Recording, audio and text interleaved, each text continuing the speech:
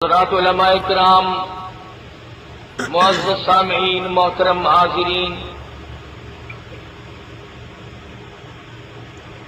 کراچی کے دوستوں نے، احباب نے سے روزہ عظمت انبیاء علیہ الصلوۃ والسلام کا پروگرام رکھا تھا۔ آج اس کی یہ آخری نشست ہے۔ میرا دل چاہا کہ میں آج اس جماعت اور اس طبقے کا ذکر خیر کروں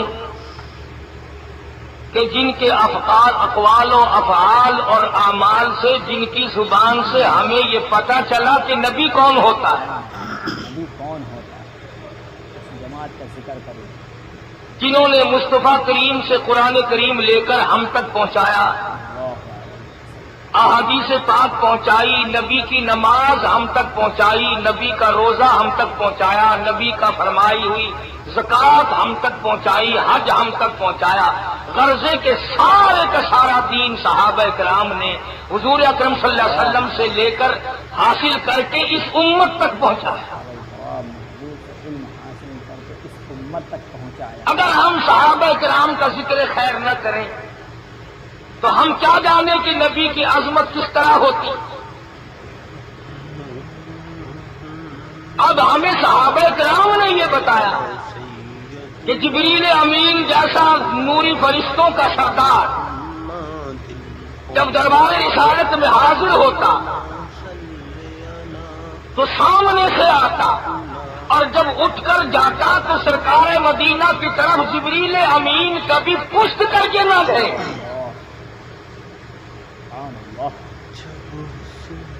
اب یہ منظر دیکھنے والے آپ اور ہم تو نہ تھے، حضرات صحابہ کرام نے دیکھا۔ کیوں؟ اس لیے فدایان نبی یہ ہے، جانثاران نبی یہ ہے، عاشقان نبی یہ ہے، غلامان نبی یہ ہے، نبی کے ساتھی یہ ہے، نبی کے شاگرد یہ ہے، نبی کے مقتدی یہ ہے، نبی کے مرید یہ ہے، نبی کے جرنیل کرنیل یہ ہے، نبی کا جنازہ اٹھانے والے یہ ہے، نبی کے شہر اور دین کو آباد کرنے والے یہ لوگ۔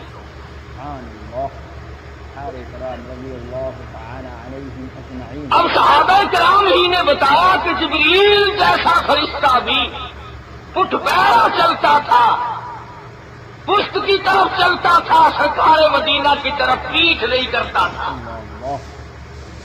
تو سبق دیا کہ آنے والے لوگوں، جب جبریل کالی کملی والے صلی اللہ علیہ وسلم کی طرف پیٹھ نہیں کرتا تو تمہیں اس کے دین کی طرف پیٹھ کرنے کی کوئی اجازت نہیں۔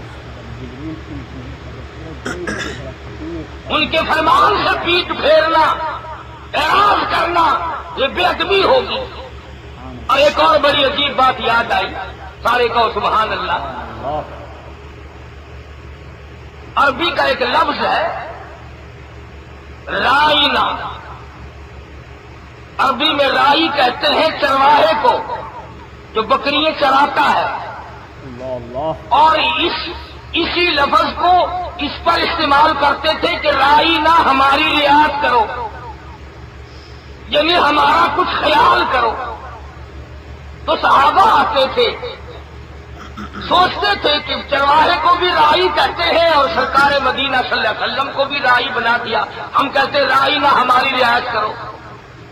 اللہ پاک جل شانہ کو نبوت کی اتنی سی توہین بھی برداشت نہ ہوئی کہ جو لفظ مشترک ہو جائے، جو لفظ مل جل کر آئے وہ بھی ناگوار لگا، اور فرمایا یا ایھا الذین آمنوا لا تقولوا رائنا، اور کلمہ پڑھنے والوں آج کے بعد تمہیں میرے محبوب صلی اللہ علیہ وسلم کو رائنا کے الفاظ سے کہنے کی قطعی اجازت ہے۔ حالانکہ ان کا بے ادبی کا ارادہ نہ تھا، وہ کیسے بے ادبی کرتے جنہوں نے جان کے ٹکڑے کرا کر سرکار کے دامن کو تھامے رکھا۔ یہ میں نے اس لیے آپ کا ذہن بنایا کہ حضرات صحابہ کرام کو اللہ تبارک و تعالیٰ نے سنبھالا اور ان کو تعلیم دی کہ تم اس طرح سے بلاؤ۔ اب ایک اور بات قرآن کریم میں سے یاد آئی، یاد کرتے جاؤ، انشاءاللہ قبروں میں یاد آئیں گے، حشر میں کام آئیں گے۔ واقعی بھئی کتنا بڑا بزرگ ہو، کتنا ہی بڑا پیر ہو، درویش ہو، باپ ہو، آخر آدمی دروازہ کھٹکھٹا کے یہ کہی دیتا ہے نا حضرت صاحب فلانے صاحب بلانے والا. اللہ پاک کو یہ بات بھی ناگوارا لگی، فرمایا ان الذین ینادونک من وراء الحجرات. میرے نبی کو حجروں کے پیچھے سے تمہیں یوں بلانے کی اجازت نہیں جیسا تم آپس میں بڑے چھوٹوں کو بلاتے ہو. ان الذین ینادونک من وراء الحجرات. تمہیں ہرگز اجازت نہیں میرے محبوب کو، عظمت والے بزرگ کو، اس محبوب عالم صلی اللہ علیہ وسلم کو، ساری کائنات کے سردار کو تمہیں اس طرح کسی بلانے کی اجازت نہیں. اور جو یوں بلائے گا اکثرهم لا یعقلون، وہ بے عقل لوگ ہیں، ان میں عقل نہیں. بے عقل لوگ ہیں، ان میں عقل نہیں. اور لے لو. اچھا جی ٹھیک ہے، حجروں کے پیچھے کھڑے ہو کر آواز نہیں لگائیں گے، راستے میں آواز دے لیں گے، مجلس میں بیٹھے ہوئے آواز دیا کریں گے زور سے، مسئلہ پوچھنے کے لیے، قرآن پوچھنے کے لیے، کوئی چیز معلوم کرنے کے لیے زور سے آواز دیا کریں گے. فرمایا ہرگز نہیں. یا ایھا الذین آمنوا لا ترفعوا اصواتکم فوق صوت النبی. تمہیں میرے محبوب کی آواز سے اونچی آواز کرنے کی اجازت نہیں. کتنا ہی بڑا مجمع کیوں نہ ہو، کتنا ہی رش کیوں نہ ہو، تمہاری کتنی شدید ترین ضرورت کیوں نہ ہو، تمہیں بلانا پڑ رہا ہو. فرمایا لا ترفعوا ایدیکم لا ترفعوا اصواتکم فوق صوت النبی. میرے محبوب کی آواز سے تمہیں بلند کرنے کی اجازت نہیں. ایک صحابی مدنی کریم صلی اللہ علیہ وسلم کا قرآن کی یہ آیت اتری، فوراً گھر میں بیٹھ گیا، نماز میں نہیں آتا، مسجد میں نہیں آتا. صحابہ کرام نے جا کے پوچھا تو کیوں نہیں آتا؟ کہنے لگا اللہ میں نے قرآن سنا ہے، میری آواز قدرتی طور پہ بلند ہے، ڈرتا ہوں میرے اعمال برباد نہ ہو جائے. اعمال برباد ہے. ان تحبط اعمالکم وانتم لا تشعرون. اگر تم نے میری کالی کملی والے صلی اللہ علیہ وسلم کی آواز سے آواز اپنی بلند کی، یاد رکھو تمہیں پتہ بھی نہیں چلے گا، تمہارے اعمال کو آگ لگا دوں گا، برباد کر دوں گا، ختم کر دوں گا، تمہیں الٹا عذاب ملے گا.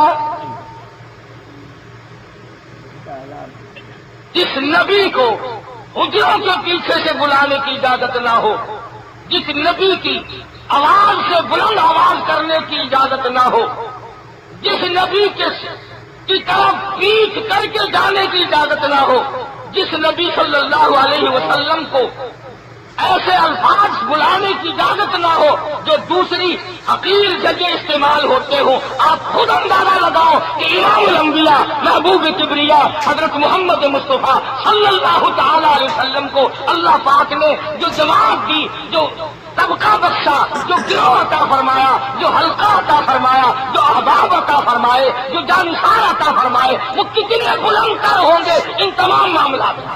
کتنے بلند کر رہے ہیں ان تمام معاملات. اور انہوں نے کسی موڑ پہ بھی پیٹھ نہ دی. صلی اللہ علیہ وسلم. قرآن کریم کی جو میں نے آیت تلاوت کی ہے آج اسی وقت سورۃ احزاب کی ہے، جس کو آپ کی زبان میں غزوہ خندق کہتے ہیں. خود سرکار مدینہ صلی اللہ علیہ وسلم اس جہاد میں، اس جنگ میں موجود ہے، تشریف فرما ہے. خندق کھودی، صحابہ کرام کھود رہے ہیں، اس خندق میں ایک پتھر نکلا ہے، جو حضرات صحابہ کرام سے ٹوٹتا نہیں. عرض کیا گیا یا رسول اللہ صلی اللہ علیہ وسلم پتھر ہے اڑا ہوا ہے ٹوٹتا نہیں ہے خندق نہیں بنتی. اللہ اکبر خود تشریف لائے خود تشریف لائے. کدال ہاتھ میں لیا اور اس پتھر پہ مارا ریزہ ریزہ ہو گیا. ریزہ ریزہ ہو گیا. اس کے بعد فرمایا کہ تم یہ ٹوکریاں بھر بھر کے میرے سر پہ رکھو. اللہ آج تو اگر ذرا سا بڑا آدمی ہو جائے دنیا کی بات نہیں کرتا دینی اعتبار سے بھی اگر تھوڑا سا مکان مل جائے پھر مسواک بھی اس کو کوئی اور اٹھا کے دے. استنجا خانے میں لوٹا بھی کوئی اور رکھ کے آئے. عرش عظیم کے مہمان کا حال دیکھو خدا کے پیغمبر کا حال دیکھو امام الانبیاء کا عمل دیکھو. فرمایا ٹوکریاں بھرو اور میں محمد رسول اللہ صلی اللہ علیہ وسلم کے سر پہ رکھو. میں اٹھا کے لے کے جاؤں گا. چنانچہ صحابہ کرام نے ٹوکریاں بھری پتھروں کی اور مٹی کی اور محمد عربی صلی اللہ علیہ وسلم کے سر مبارک پہ رکھی. جس وقت آپ اٹھا کر تشریف لے جانے لگے صحابہ کرام کو رجس آ گیا. فرمانے لگے نحن الذین بایعوا محمدا نحن الذین بایعوا محمدا علی الجہاد ما بقینا ابدا. اور لوگوں ہم نے اس ساتھ کے ہاتھ پہ بیعت کی ہے ہم نے اس کے ہاتھ پہ بیعت کی ہے ہم نے اس نبی کا کلمہ پڑھا ہے ہم نے اس نبی کی محبت دل میں بسائی ہے اس نبی کا عشق اپنے دل میں بسایا اس نبی کی سوز و گداز کو ہم نے اپنے دل میں بسا لیا جو ہر معاملے میں ہماری ساتھ ہوتے ہیں. اور لوگوں دیکھ لو تاج نبوت ہے امام الانبیاء ہے ٹوکری اٹھا کر تشریف لے جا رہے ہیں. تشریف لے جائے. آپ صلی اللہ علیہ وسلم نے بھی صحابہ کرام کی زبان سے یہ شعر سن لیا. سر مبارک پہ ٹوکری ہے. فرمایا اللہم لا عیش الا العیش الآخرہ فاغفر الانصار والمہاجرہ. اور میرے پروردگار دنیا کی عیش کوئی عیش نہیں آخرت کی عیش عیش ہے. اور میرے پروردگار ان مہاجرین انصار کو معاف کر دے.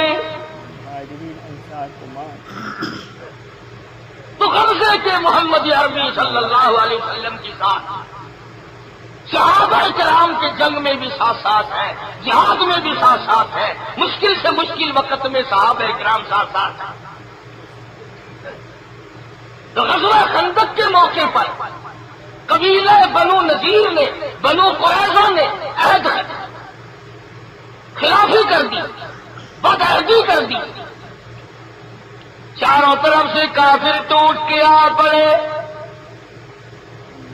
دائیں سے بائیں سے آگے سے پیچھے سے کافر لوگ آ گئے. یہودیوں نے بدعہدی کر دی. میں نہیں کہتا قرآن گواہ اذ جاءوکم من فوقکم ومن اسفل منکم وَإِذْ زَاغَتِ الْأَبْصَارُ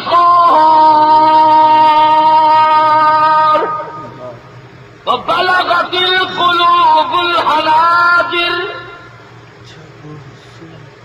قرآن کریم خود گواہ ہے. صحابہ کرام کی حالت یہ بنی چاروں طرف سے دشمن ٹوٹ پڑے. پیاس نے بے ہوش کر دیا بھوک نے بے ہوش کر دیا. ہزاروں صحابہ اس جنگ میں شامل ہے جن کے پیروں میں جوتی نہیں بدن پہ کپڑا نہیں پیر پیٹ میں روٹی نہیں حلق میں تری نہیں تمام چیزیں ختم ہے. فرمایا وَإِذْ زَاغَتِ الْأَبْصَارُ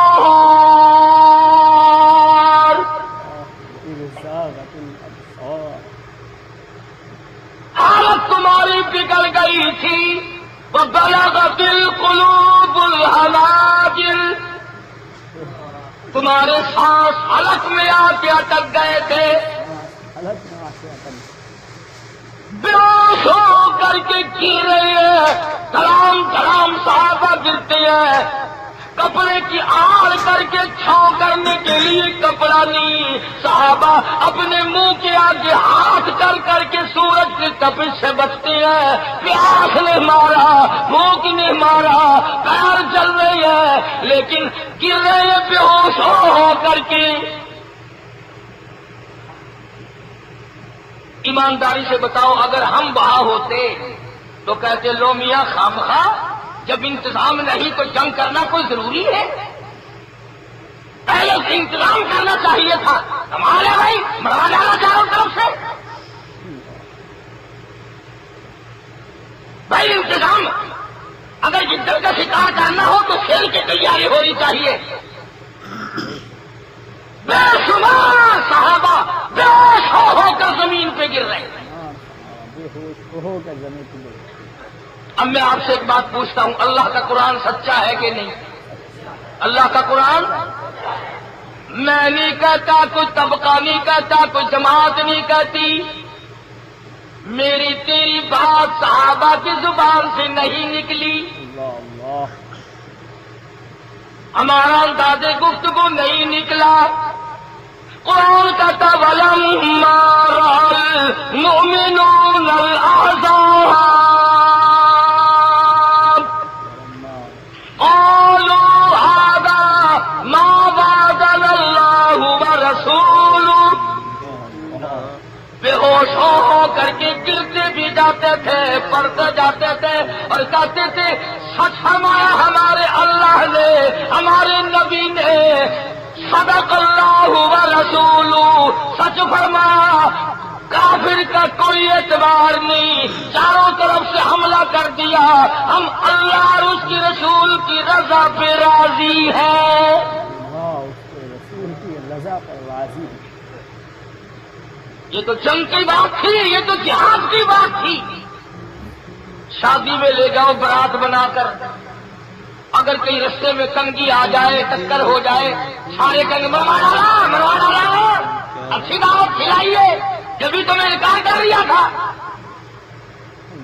ہم تو شادی میں سے اٹھ کے بھاگ جائیں گے، برات میں سے نکل کے بھاگ جائیں گے۔ یہ صحابہ تھے، پیاس کی وجہ سے، بھوک کی وجہ سے، دھوپ کی وجہ سے، پریشانی کی وجہ سے چاروں طرف سے تیر اندازی ہے، تلوار ہے، نیزہ ہے، بھالا ہے، صحابہ گر رہے ہیں اور منہ سے کیا نکل رہا ہے؟ صدق اللہ و رسول، اللہ بھی سچا، ہمارا نبی بھی سچا۔ اللہ بھی سچا، ہمارا نبی بھی سچا۔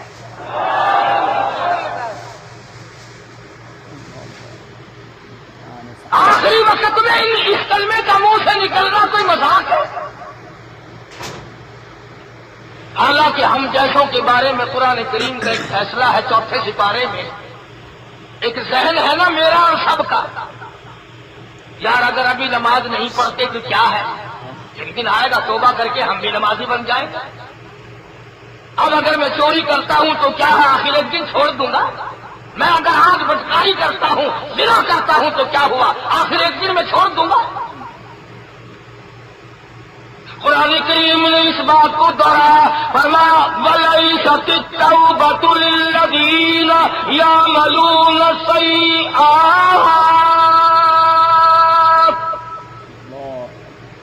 اس آدمی کی توبہ نہیں جو چھوڑتا نہیں، برا کام بھی کرتا جاتا ہے، توبہ توبہ بھی کرتا جاتا ہے، کام بھی کرتا جاتا ہے، توبہ بھی کرتا جاتا ہے، حتی اذا حضر احدهم الموت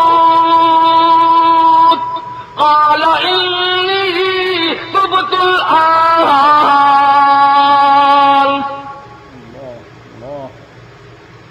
کسی کو موت کا فرشتہ نظر آئے پھر وہ کہے میری توبہ، اللہ فرماتے ہیں برائی کرتے کرتے جو توبہ کرتا ہے اس کی بھی قبول نہیں، اور جو موت کا فرشتہ نظر آ گیا اس کی بھی قبول نہیں۔ کیوں؟ موت کو دیکھ کر توبہ کرنے کا کیا مطلب؟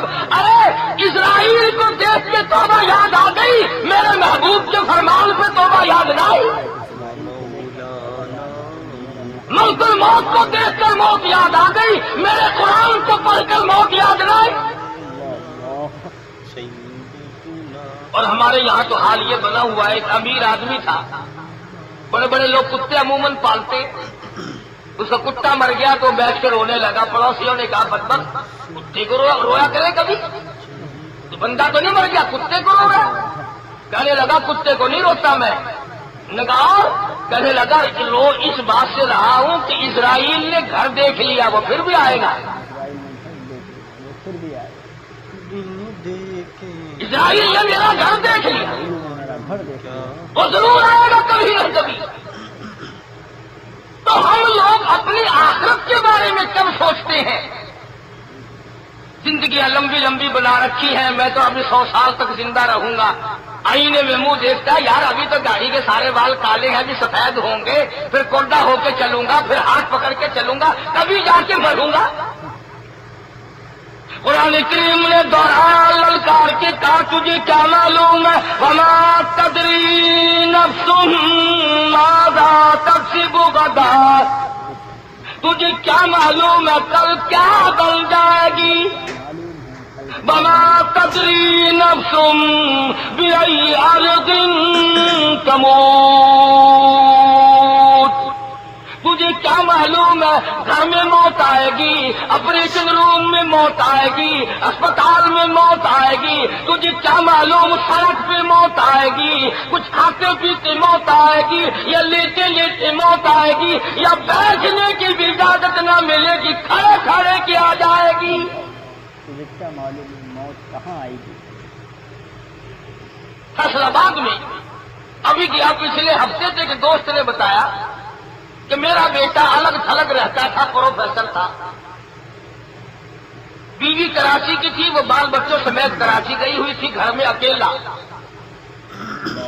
کھانا لایا ہوٹل سے، میز پہ رکھا، آدھی روٹی کھائی آدھی باقی، گرمی کا موسم تھا، دروازے سب بند کر دیے تھے، 3 دن ہو گئے دروازہ نہیں کھلا، دروازہ نہیں، پریشانی ہوئی کہ دروازہ کیوں نہیں کھلتا، پروفیسر صاحب کالج میں کیوں نہیں آتے، اللہ تلاش کرتے کرتے دروازہ توڑ کے جب جا کے دیکھا، اور غور کر کراچی کے مسلمان، لقمہ منہ میں بھی ہے، لقمہ ہاتھ میں بھی ہے، روٹی میز پہ بھی ہے، اور جناب کو 3را دن ہو گیا فوت ہوئے، لقمہ ہاتھ میں بھی ہے، لقمہ منہ میں بھی ہے، روٹی میز پہ بھی ہے، جو لقمہ منہ میں تھا اندر حلق میں اتارنے کی اجازت نہیں، جو ہاتھ میں تھا وہ منہ میں ڈالنے کی اجازت نہیں، جو میز پہ تھا اس کو اٹھانے کی اجازت نہیں، آج جو ہے وقت 3 دن تک گھر والوں کو پتہ نہ چلا، کرسی پہ بیٹھے بٹھائے ملے اور دم نہیں ہے۔ پچھلے دنوں لاہور گیا تو وہاں لوگ بتلا رہے تھے کہ ایک ٹیکسی ڈرائیور پیٹرول پمپ پہ آیا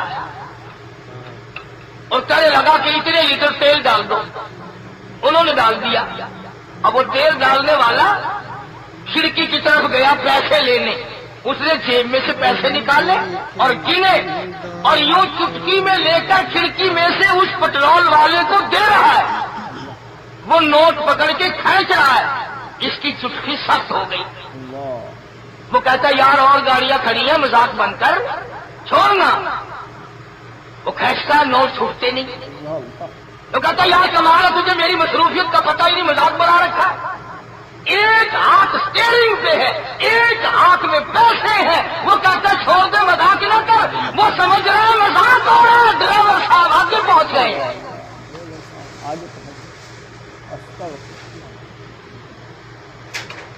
یہ جو دغا شیطان نے دل میں ڈال رکھا ہے کہ ابھی بہت دیر ہے موت میں، ابھی بہت دیر ہے موت میں، یہ بات نہیں،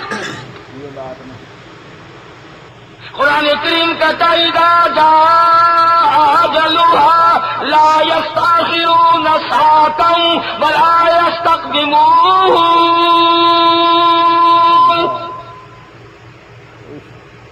ایک سانس زیادہ لینے کی اجازت نہیں، ایک دانہ کھانے کی اجازت نہیں، ایک گھونٹ پانی پینے کی اجازت نہیں، ایک اللہ کی ذات کا حکم چلتا ہے ان اللہ علیم خبیر، اس کی ذات علیم اور خبیر ہے، وہی جانتا ہے کب کسی کو بلاوا آ جائے گا، کس حالت میں موت آئے گی، وہی جانتا ہے کب کس کا بلاوا آ جائے گا، کس حالت میں موت آئے گی۔ بات کر رہا تھا صحابہ کرام رضوان اللہ تعالی علیہ مجمعین کی جماعت کی۔ صحابہ وہ مقدروں والے جوان ہیں کہ انہوں نے ایک دفعہ نہیں ہزاروں مرتبہ سرکار مدینہ صلی اللہ علیہ وسلم کے ساتھ مسافہ کیا۔ وہ خوش نصیب جماعت ہے جنہوں نے اپنی آنکھ سے ہمارا مرتبہ حضور کریم صلی اللہ علیہ وسلم کا دیدار کیا۔ وہ مقدروں والے لوگ ہیں، بیمار پڑتے تھے امام الانبیاء پوچھنے کے لیے تشریف لاتے تھے۔ وہ مقدروں والے جوان ہیں، بچے پیدا ہوتے تھے تو نام حضور رکھا کرتے تھے۔ وہ مقدروں والے جوان ہیں کہ غربت میں حضور کو تکلیف ان کی وجہ سے پہنچا کرتی تھی۔ وہ مقدروں والے جوان ہیں کہ جن کی تنگ دستی، جن کی پریشانی پر حضور کریم صلی اللہ علیہ وسلم رویا کرتے تھے۔ آج اگر تمہارا کوئی نقصان ہو جائے گا یا کوئی بندہ مر جائے گا، تجھے بیٹھ کر تیری بیٹی روے گی ابا جان نہیں آئے، تیری ہمشیرہ روے گی، تیری اماں جان روے گی، تیری گھر والی روے گی۔ صحابہ وہ ہے جنہیں یاد کر کر کے امام الانبیاء رویا کرتے تھے۔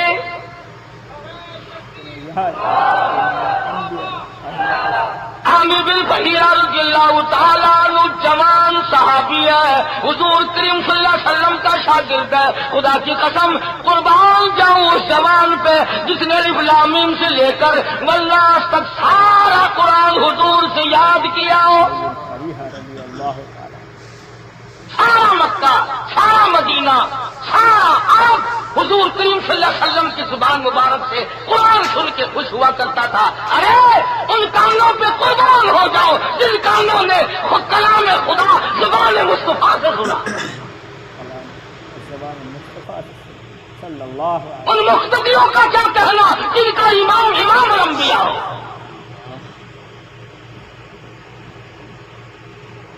عامر بن بحیرہ ایسا جوان تھا جس کو حضور کریم صلی اللہ علیہ وسلم بلا کر فرمایا کرتے تھے تو مجھے قرآن سنا، جب تو کلام مجید پڑھتا ہے مجھے بڑا لطف آتا ہے۔ تو کیسا قرآن پڑھتا ہوگا جس سے قرآن سننے کے لیے سرکار مدینہ بیتاب ہے۔ اور جب عامر بن بحیرہ کو شہید کر دیا گیا، پیٹ میں نیزہ مارا، مارنے والا کہتا میں نے نیزہ مارا پرلے پار نکل گیا، آہ نہ کی، آئے نہ کی، اف نہ کی، درد کا اظہار نہیں، کرب کا اظہار نہیں، اتنا سا جملہ زبان سے نکلا، کہتا فزت برب الکعبہ، اللہ رب کعبہ کی قسم میں کامیاب ہو گیا۔ رب کعبہ کی قسم میں کامیاب ہو گیا۔ کیا عظمتیں ہیں ان حضرات کی، قربان جاؤں قربان جاؤں۔ دوسرے نوجوانوں نے آ کر کے یہ بتلایا کہ عامر بن بحیرہ کی میت اور لاش آسمان کی طرف بلند ہو گئی، اوپر کو چڑھ گئی۔ صحابہ کہتے ہیں ہماری نظروں نے جواب دے دیا عامر بن بحیرہ کی بلندی ختم نہ ہوئی۔ جب مدینہ پاک میں اللہ پاک سب کو زیارت نصیب فرمائے، جب مدینہ پاک میں بتایا گیا رسول اکرم صلی اللہ علیہ وسلم کو کہ عامر بن بحیرہ کی میت آسمان کی طرف بلند ہو گئی اور اتنی بلند ہوئی کہ ہماری نظروں نے جواب دے دیا، تو آقا دو عالم صلی اللہ علیہ وسلم نے فرمایا کہ عامر بن بحیرہ نے قربانی دی، شہادت حاصل کی، قرآن اچھا پڑھتا تھا، میرا شاگرد تھا، میرا دیوانہ تھا، میرا پروانہ تھا، میرا غلام تھا۔ نوری فرشتوں نے اس کا غسل، اس کا دفن، اس کا کفن، اس کی نماز جنازہ تمام کے تمام اپنے ذمہ لگا دیا۔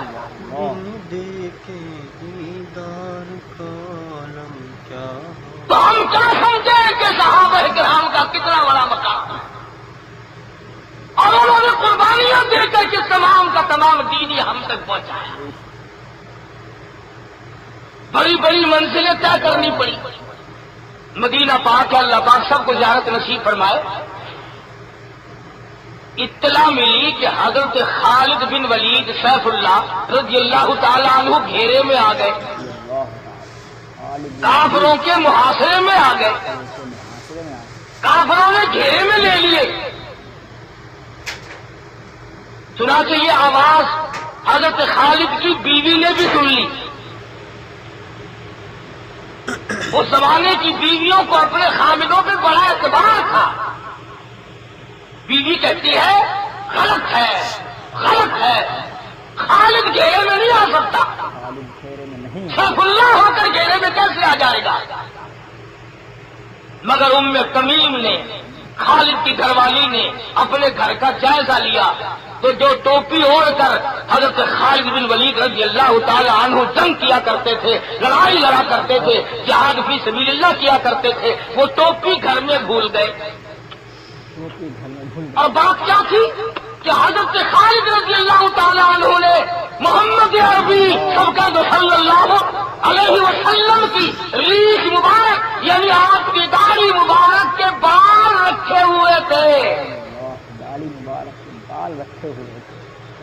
صحابہ ان نبی کے بالوں میں برکت جانتے تھے، نبی کے لعاب میں برکت جانتے تھے، نبی کے وضو کے پانی میں برکت جانتے تھے، نبی نے جہاں قدم رکھا اس زمین میں برکت جانتے تھے، نبی کے پسینے میں برکت جانتے تھے۔ اور آج ہم مسلمان ہیں، نبی کے لائے ہوئے قرآن میں برکت نہیں جانتے۔ آج ہم نبی کے لائے ہوئے قرآن میں برکت نہیں جانتے۔ اگر ابھی میں تمہیں بتا دوں اور یہ کہہ دوں کہ یہاں حیدرآباد سے پرے ٹنڈو آدم شہزاد پور کے درمیان میں ایک درخت ہے، اس کے ہر پتے میں شفا ہے، بڑی بیماریاں لوگوں کی چلی گئی ہیں پتے چبانے میں۔ آپ جتنے جلدی بھی جائیں گے نا بعد میں پہنچیں گے وہ درخت پہلے ٹنڈا ہو چکا ہوگا انشاءاللہ۔ کیوں؟ تیرا درخت کے پتوں پہ یقین ہے، قرآن پہ یقین کوئی نہیں۔ کئی لوگ ملتے اجی بچی کو بڑی تکلیف رہتی ہے، مولانا بڑا پریشان ہوں کئی سال سے۔ ارے بھائی الحمد شریف سورت فاتحہ آیت الکرسی پانی پہ دم کر کے پلایا کرو۔ اجی کوئی بڑا سا وظیفہ بتلاؤ، بڑا سا بڑا سا سورت بقرہ اگر بتلا دے تو پھر بھی منہ بناتے ہیں جی میں کاروباری آدمی ہوں، میں اتنا بڑا کیسے پڑھوں؟ سورت بقرہ بتا دے وہ بھی قبول نہیں، سورت فاتحہ بتائے وہ بھی قبول نہیں۔ اور اگر یہ کہہ دوں کہ ملتان میں جو ہماری مسجد کے پانی نالی کا پانی نکلتا ہے اس میں شفا ہے، میرے خیال میں تو کل کی گاڑی میں کھڑے ہونے کی جگہ نہیں ملے گی۔ ظاہر یہ بن گیا کہ آج کل درختوں میں، پانیوں میں، ٹبوں میں برکت ہے اور اللہ کے قرآن میں برکت نہیں۔ اور مسلمانوں کو عقل پہ زور دو، جس قرآن کو مدنی کریم صلی اللہ علیہ وسلم نے 23 برس تک ساری رات کھڑا ہو کر تلاوت فرمایا ہو، وہ قرآن کتنی برکتوں والی شے ہوگی، وہ کتنی عظمتوں والی شے ہوگی، وہ کتنی حرمت والی چیز ہوگی، وہ کتنی ادب والی چیز ہوگی کہ جس کا محمد کریم صلی اللہ علیہ وسلم نے ساری عمر مل کر وظیفہ بنایا اور صحابہ نے اس کا بڑا وظیفہ بنایا۔ قافلہ ہے، لشکر ہے مدنی کریم صلی اللہ علیہ وسلم کا، شام ہوئی، ٹھہرنے کا ارادہ فرمایا تو آپ نے فرمایا کون ہے جو آج میں محمد رسول اللہ صلی اللہ علیہ وسلم کے لشکر کی پہرے داری کرے؟ میں جنت کا وعدہ کرتا ہوں، میں جنت کا وعدہ کرتا ہوں۔ اٹھے ہیں دونوں جوان انصاری، کہ یا رسول اللہ ہم پہرا دیں گے۔ فرمایا بہت اچھا، دونوں جا کے کھڑے ہو گئے۔ صحابہ اپنی زندگی کی قیمت جانتے تھے، ہمیں قیمت معلوم نہیں۔ دونوں کہنے لگے کہ یار جاگنا ہی تو ہے، پہرا ہی دینا ہے، آدھی رات تم جاگ لو آدھی رات میں جاگ لوں گا۔ انہوں نے کہا ٹھیک، ایک سو گیا، جو جاگ رہا تھا اس نے پھر سوچا کہ یوں خامخواہ بیٹھا ہوا جاگتا رہوں، میرے پلے کیا پڑے گا، کیوں نہ ہو نماز کی نیت باندھ کر قرآن کی تلاوت کرو۔ چنانچہ اس نے قرآن کریم کی تلاوت شروع کر دی۔ دشمنوں نے دیکھ لیا کہ ایک سویا ہوا ہے اور ایک نے نماز کی نیت باندھ رکھی ہے۔ اور مسلمانوں، خدا کی قسم، صحابہ کی نماز کے بارے میں کفار کو بھی یہ یقین تھا کہ یہ ایسی نماز پڑھتے ہیں تیر مارو تو انہیں پتہ نہیں چلتا۔ کو بھی یقین دشمنان دین کا یہ خیال اور عقیدہ تھا کہ مسلمان جب نماز پڑھتا ہے تو وہ اتنا انہماک ہوتا ہے، وہ اتنا اس میں عاجزی کرتا ہے اور اتنا رب کے حضور ہوتا ہے کہ اس کی کمر میں تیر مارو اسے تیر کا پتہ نہیں چلتا۔ ایک ہماری نماز ہے، ایک ان کی نماز تھی۔ ایک سیدنا شیر خدا علی مرتضیٰ رضی اللہ تعالیٰ عنہ نے نماز پڑھی، ایک سیدنا حسین نے سجدہ کیا، ایسا سجدہ کیا آج تک سر سجدے میں ہے، اور عبادت کر جس کی ہو رہی ہے وہ بھی دیکھ رہا ہے، اور جس کے لیے سجدہ کیا گیا وہ بھی جانتا ہے کہ میں نے کس کے دروازے پہ سر جھکایا۔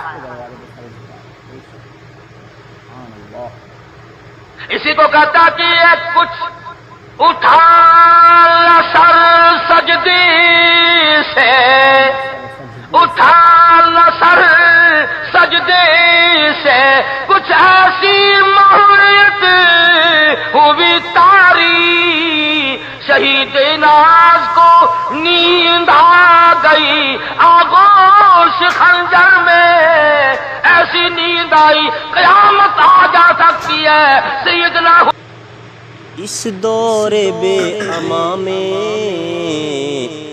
اللہ ہمیں امان دے، انسانوں کے نگر میں انسان ہی حکمراں دے، اس دور بے امان میں اللہ ہمیں امان دے، انسانوں کے نگر میں انسان ہی حکمراں دے، فتنے برس رہے ہیں، روحیں پگھل رہی ہیں، فتنے برس رہے ہیں، روحیں پگھل رہی ہیں، کڑی دھوپ ہے خدایا، رحمت کا سائباں دے، اس دور بے امان میں اللہ ہمیں امان دے، انسانوں کے نگر میں انسان ہی حکمراں دے، رہزن تو تھے ہی رہزن، رہبر بھی کم نہیں ہے، رہزن تو تھے ہی رہزن، رہبر بھی کم نہیں ہے، ظلمت قدے میں ہم کو منزل کا تو نشان دے، اس دور بے امان میں اللہ ہمیں امان دے، دو چار ہیں جو باقی تیرے نام لے وساکی، دو چار ہیں جو باقی تیرے نام لے وساکی، انہیں گھر دے مستقر دے، منزل دے کارواں دے، اس دور بے امان میں اللہ ہمیں امان دے، امت تیرے نبی کی بے آسرا کھڑی ہے، امت تیرے نبی کی بے آسرا کھڑی ہے، اے کل جہاں کے داتا امت کو سائباں دے، اس دور بے امان میں اللہ ہمیں امان دے، کعبہ نہیں ہے ارشد تیرا دل تو بت کدا ہے، کعبہ کعبہ نہیں ہے ارشد، تیرا دل تو بت کدا ہے، اس بت کدے میں ارشد توحید کی اذان دے، اس دور بے امان میں اللہ ہمیں امان دے، انسانوں کے نگر میں انسان ہی حکم